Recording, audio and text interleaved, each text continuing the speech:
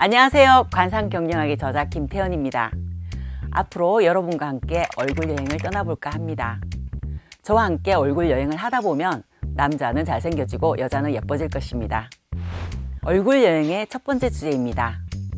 왜 높은 자리에 오를수록 관상에 관심이 많아질까요? 우리는 어떤 것에 가치를 부여할 때는 그에 합당한 그 값에 어울리는 행동과 결과를 기대합니다. 나이값을 하는 사람은 그 나이에 어울리는 지혜의 값이 있을 겁니다. 꼴값을 하는 것은 그 꼴에 합당한 얼굴값을 하는 것이겠지요. 어른들이 하신 말씀처럼 살아보면 다들 꼴값을 하며 살고 있다는 것을 깨닫게 됩니다. 물도 담기는 그릇에 따라 형태가 달라집니다.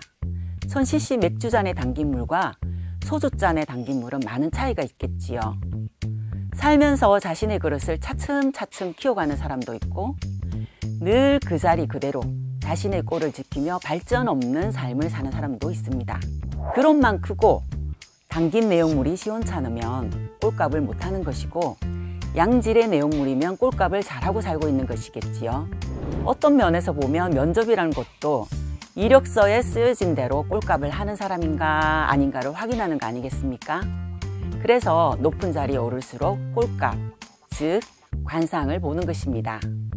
그 유명하신 누군가는 쥐의상이라고들 합니다. 하는 짓이 교활하고 약삭 빠르게 잘 빠져나가는 행동과 처신을 보고 그렇게 말하는 것인데 그게 바로 꼴값하는 것입니다. 어떤 사람의 얼굴을 보고 참 그 직업이 어울린다는 생각을 한 적이 있지요. 그렇다면 그 사람은 그 직업에서 성공할 가능성이 높습니다.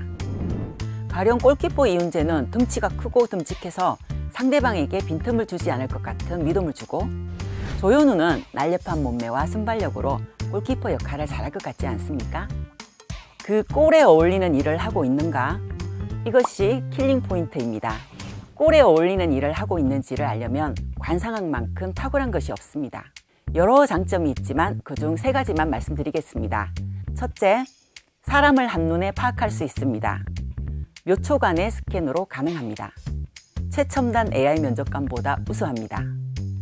나이를 먹고 연륜이 쌓인 사람들 그리고 그동안의 경험으로 어느 정도 사람 보는 눈이 있다고 생각하는 CEO들은 관상학을 접하면 그 놀라운 이치에 크게 감탄합니다. 그 이유는 사람의 얼굴에는 그 사람이 어떤 마음으로 인생을 살아왔는지가 담겨져 있기 때문입니다. 사람의 얼굴은 생각하고 행동하는 방식에 따라 표정이 만들어지고 근육이 자리 잡습니다. 성격이 꼼꼼한지, 낙천적인지, 사교적인지 등의 성격적 특징, 그 사람의 성품, 재능, 적성, 육친관계, 그리고 가까운 미래까지 얼굴에 드러납니다. 두 번째, 인재를 등용하고 그 사람을 어느 곳에 배치하느냐에 활용할 수 있습니다. 성공의 길을 걸어온 리더들을 인터뷰해보면 그동안 가장 힘들어했고 고민스러웠던 것이 바로 사람과의 인연이라고 합니다. 한 부서의 직원이 좋은 에너지를 품고 있으면 동료들에게 영향을 미칩니다. 리더 하나가 바뀌었을 뿐인데 늘 불평을 일삼고 수동적이던 조직이 의견 교환을 활발히 하고 능동적인 조직으로 탈바꿈하기도 합니다. 기업을 대표하는 CEO들이 좋은 인재를 뽑으려 하는 것도 바로 이런 이유 때문입니다.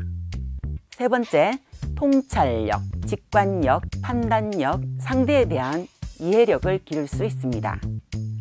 훌륭한 리더는 공감 능력이 탁월한 사람입니다. 다른 사람이 어떤 인생관과 가치관을 가지고 있는지, 다른 사람이 어떻게 느끼는지, 상대방이 당신에게 무엇을 원하는지를 알아차리는 능력이 바로 공감력입니다. 공감력이 부족한 리더는 애매모호한 말로 지시를 내리거나 의도한 바를 파악하기 힘든 질문을 하는 경우가 많습니다. 직원들은 어떻게 해야 할지 몰라 허둥거리고 그러면 리더는 직원들이 일을 못한다고 답답해합니다. 그 사람이 할 수 있는 맥시멈과 미니멈을 어느 정도 파악하여 그에 어울리는 능력치의 일을 시켜야 별 무리가 없습니다. 직원이 상사보다 재능과 일처리 능력이 뛰어나다면 그 또한 파악하고 있어야 조절이 가능합니다. 또 나름 능력을 인정받는 직원이 대표인 나의 눈에는 아직 부족하다고 느낄 수 있습니다. 그러니 대표 밑에 있는 겁니다. 대표보다 뛰어나면 벌써 퇴사하고 자기가 대표가 되었을 겁니다. 관상학은 시각적인 면뿐만 아니라 현상학적으로 보이지 않는 내면의 모습도 읽어낼 수 있는 매우 실용적이고 유용한 도구가 되어줄 수 있습니다.